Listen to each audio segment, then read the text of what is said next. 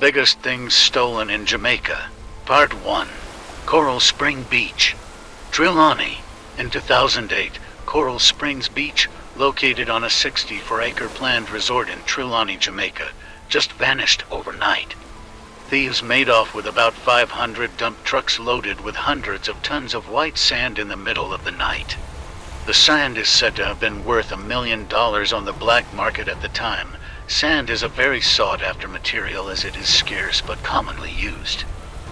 It is believed to have been sold to rival resorts because of the amount of sand stolen at one time.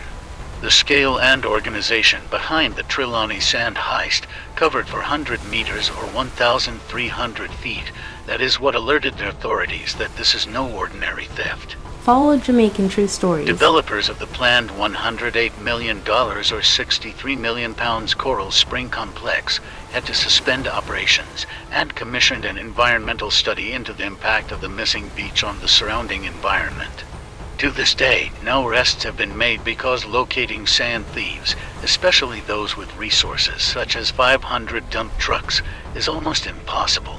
The eyebrows of Jamaican citizens were raised, claiming that certain members of the police force must be involved because there is nothing discreet about stealing an entire beach on a small island.